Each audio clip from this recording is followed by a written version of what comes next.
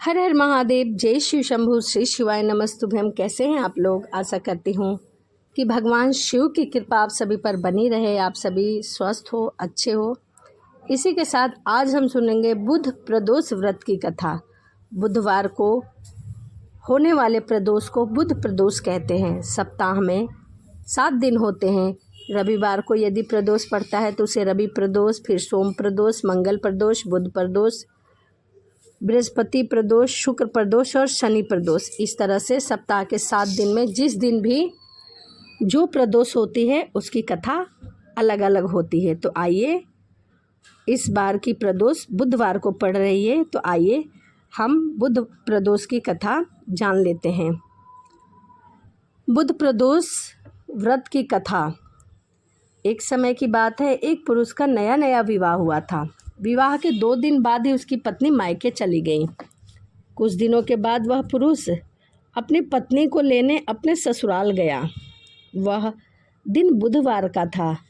बुधवार को जब वह अपनी पत्नी के साथ लौटने लगा तो ससुराल के सभी लोग उसे रोकने लगे। बहुत प्रयत्न किया रोकने का, परंतु वह ना माना। उसने बोला कि नहीं, मैं आज ही लेके जाऊंगा, आप विदाई कर दीजिए। ससुराल के लोगों ने कहा कि नहीं, बुधवार का दिन शुभ नहीं माना जाता, लेकिन वह माना नहीं और अपनी पत्नी के साथ बैलगाड़ी में बैठकर चल पड़ा। विवश होकर सास ससुर ने भी अपने जमाई और पुत्री को भारी मन से विदा कर दिया, क्योंकि जमाई जो थे वह मान नहीं रहे थे, तो कोई चारा भी नहीं था, तो इसलिए उन्होंने अपनी पुत्री की विदाई कर दी। जैसे ही नगर से बाहर पहुँचे तो उसकी पत्नी को बहुत तेज प्यास लगी।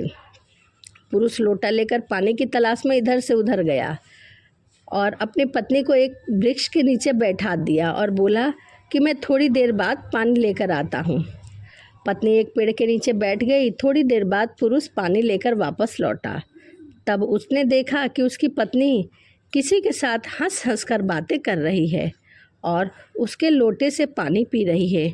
उसके पति को बहुत ही तेज क्रोध आया कि मैं पानी लेने गया हूँ और न जाने मेरी गैरहाजिरी में मेरी पत्नी किससे ऐसे हंस हंस के बातें कर रही है।